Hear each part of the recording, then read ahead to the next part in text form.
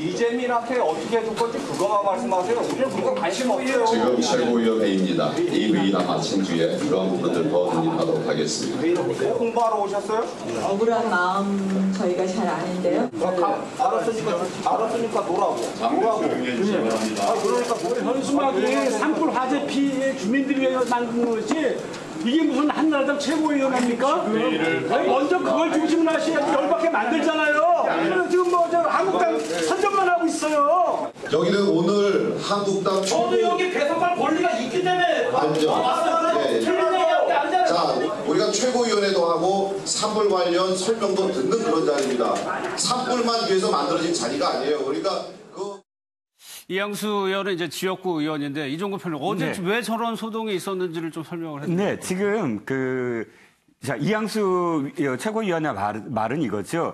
최고위원회의다. 왜 일주일에 한 번씩 최고위원들이 갖는 회의입니다. 근데 그 최고위원 회의는 건 맞아요. 그래서 최고위원 회의는 보통 최고위원들이 한마디씩 합니다. 그런데 미리 사전에 약간 조율을 해요. 어떤 조율이냐면 정치 사회적인 현안을 한마디씩 하는데 중복 안 되게 A 의원은 어디까지 얘기하고 B 최고위원은 어디까지 어느 걸 얘기하고 이렇게 사전에 조율을 해서 한마디씩 하면 그게 언론에 공개가 되면서 오늘 한국당은 어느 방향으로 대여 투쟁을 하겠구나. 이게 감지가 되는 것이거든요. 자, 그런데 문제는 그 앞에 뭐가 붙어요.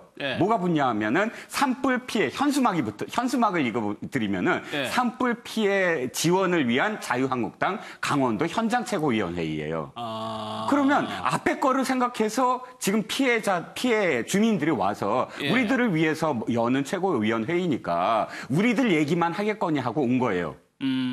당연히 그 앞에 수식어가 그렇게 붙었으니까요. 그런데 지금 이 최고위원회의에서 맨 처음에는 그 얘기를 했어요. 그러니까 피해 주민들에 대한 얘기를 하고 그 다음에 이 황교안 대표가 무슨 얘기를 했냐면 내가 왔는데 보니까 고성에 그 GOP가 많이 없어졌더라. 그런 그 군 부대와 관련된 얘기를 하니까 바로 피해 주민이 이 얘기를 한 거거든요. 그 얘기 들으러 온 거 아니다고. 그러니까 서로 간의 어떤 생각이 어떻게 다르냐면 아무리 산불 피해를 이야기하려고 왔어도 최고위원회의는 회의니까 우리가 평소대로 할 건 해야 되고 현안 얘기를 다 해야 되지 않느냐라는 게 한국당 입장이면 피해 주민들 입장에서는 아니 현수막에다 피해 주민들을 위한 최고위원회의니까 우리 얘기를 한다고 해서 왔는데 왜 우리 얘기 아닌 딴 얘기를 하느냐라고 항의를 하는 거고 서로 간의 입장이 그렇게 부딪힌 겁니다.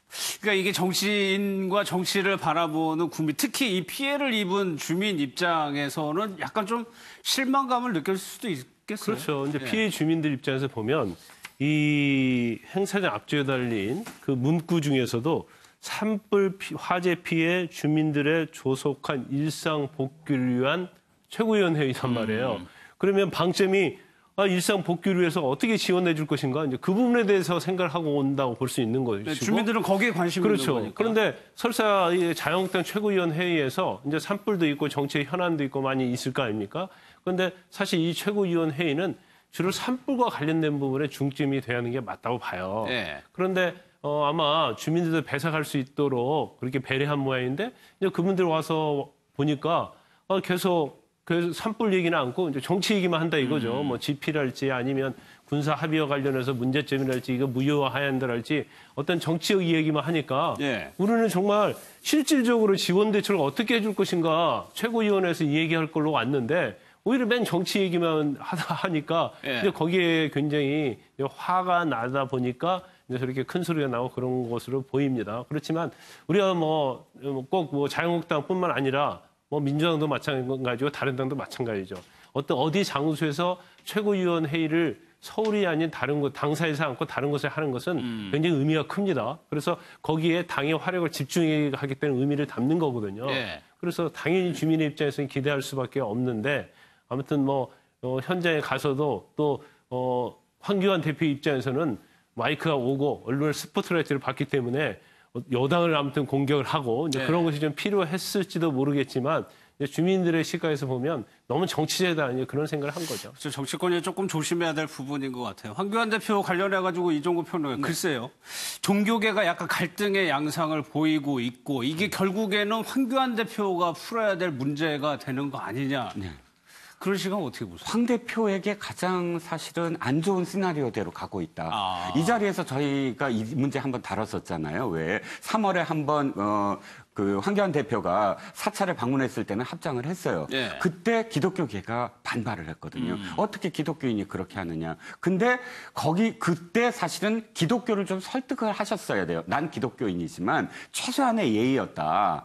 난 정치인으로서 최소한의 예의를 계속 지킬 테니까 지켜봐 다오. 당대표 차라리 이제. 기독교 자신의 어떤 종교인 기독교계를 설득을 했어야 됐는데 그 얘기를 듣고 이번에 4월 초파일 날 사찰을 가서 합장을 안 했단 말이죠. 예. 근데 그때 비난을 받았을 때도 사실은 조금 더 적절하게 좀 방어적이 아니라 굉장히 적극적으로 해명을 하셨으면 또 달랐을 텐데 아니 예의는 다 했다. 당해서 그것도 본인이 아니라 그 정도로 그쳤단 말이죠. 그 다음에 종교계가 나서기 시작했어요. 예. 조계종이 나섰어요. 조계종 평화위원회인가요? 한 위원회가 나서서 아니 그러려면은 자연인으로 돌아가라. 조계종 이름으로 어쨌든 한 위원회긴 하지만 이렇게 나오니까 거기에 참 가장 또 안 좋은 시나리오가 뭐냐면은 한기총이라는 기독교 단체에서 또 맞대응을 했단 말이죠. 국민들의 입장에서는 양 종교계가 지금 부딪히는 어떤 모습으로 그러니까 굉장히 불편하죠. 국민들 비화되기 입장에 보면은. 시작했는데 예. 국민들 입장에서는 왜 아니 종교계의 갈등으로 한 정치인이 종교계의 갈등을 빚게 만들었다 이렇게 비춰질 수가 있는 것이고 이렇게 비춰지는 어떤 그런 이 돌파구를 스스로 찾지 아니한 것 지금까지 그냥 침묵한 것 그게 저는 문제였다고 봐요. 그래서 예. 자신이 나는 난 종교인으로서 다른 종교를 다 충분히 인정을 한다. 예. 라는 자신의 어떤 일관된 모습과 말씀을 사실 적절하게 하셨어야 됐다.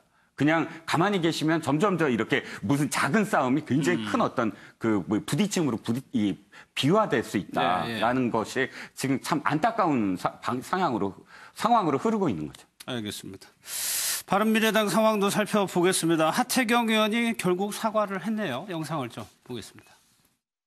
어제 손 대표님 찾아뵙고 직접 사과를 드렸습니다. 밤늦은 시간 결례가 되는데도 흔쾌히 사과 받아들여 주시고 격려해 주신 손 대표님께 감사드립니다. 당 혁신과 미래 위해서 치열하게 다투고 논쟁하더라도 손 대표님 말씀처럼 정치의 금도를 넘지 않도록 노력하겠습니다. 이 자리에서 다시 한번 죄송한 마음을 사과드리도록 하겠습니다.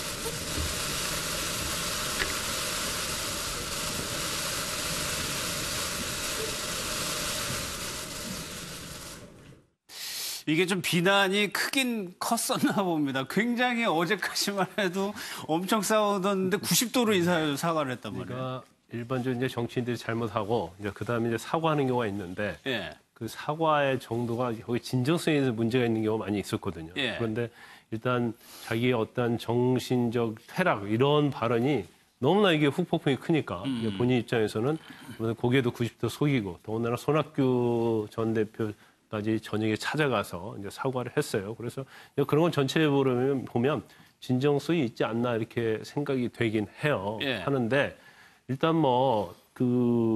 일단 사과를 한 것은 굉장히 잘했다고 봅니다. 그런데 제가 저 장면을 보는데 이제 손학규 대표가 등을 토닥거리는데 이 토닥거린 거에 진정성이 별로 안 들어가 있는 것 같아요. 오히려 손 대표. 그렇죠. 이 토닥거리는 것을 어떻게 토닥거리냐에 따라서 예. 정말로 용서를 하고 그러는데 그런 본인 자체는 그 당시 이제 금도를 넘었다. 이런 예. 얘기를 했어요. 굉장히 대응을 잘했다고 보거든요. 그런데 마음은 굉장히 상했을 거예요.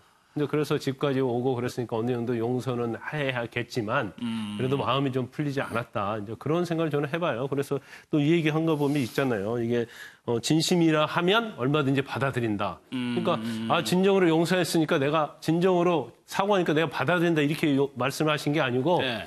진심이라면 얼마든지 받아들인다 이렇게 얘기를 했거든요. 예. 그러면 저게 진심이 아닌지에 대해서 상당히 본인이 의심을 하고 그렇죠. 있는 의심을 상태인가요? 하고 있을 뿐만 아니라 예. 또 내용에 보면 이걸로 끝나는 게 아니다 또 이런 얘기를 했어요. 그래서 대한민국 어르신들께 진심어린 사과를 해야 하고 예. 또 당 공식 회의에서 한 발언이기 때문에 당인으로서 책임을 면할 수는 없다. 그래서 단지 이 금도를 넘는 발언이 과연 이걸로 끝날 것인지 그렇지 않다는 좀 뉘앙스가 들어있기 때문에 예. 추후에 바른미래당에서 어떤 형태로 하태경 의원에 대해서 결론을 내릴지 그건 좀 지켜봐야 할 것 같습니다. 예. 손학규 대표와 하태경 최고위원 사이의 일이 뭐 인사와 뭐 사과와 뭐 용서뿐만 아니라 법적인 부분에도 있었거든요. 오늘 하나 의미 있는 결정이 나왔어요, 법원에서. 이번 달 1일에 손학규 대표가 진명지 최고위원을 지명했습니다. 예. 지명해서 임명했죠. 주승용, 문병호 최고위원을 임명했는데 여기에 대해서 하태경 의원이 반발했어요. 이거 최고위원회랑 협의해서 하도록 하고 있는데 협의 안 했다. 예. 모르던 일이다라고 하면서 이거를 최고위원 지명에 대해서 효력정지 가처분 신청을 냈습니다. 또 오늘 결정이 나왔거든요. 예. 또 하태경 의원 측의 주장이 인정되지 않았어요. 손학규 대표가 김관영 당시 원내대표와 협의를 했고 또 협의라는 개념상 의결 정도수 등이 있는 것이 아니고 또 정당의 어떤 내부적인 그런 부분이기 때문에 자치가 굉장히 높게 강하게 인정되어야 한다는 등의 이유로 하태경 최고위원이 졌거든요. 결국 사과도 하고 또 법원에서도 좋지 않은 결과를 받아든 하태경 최고위원인 것 같습니다.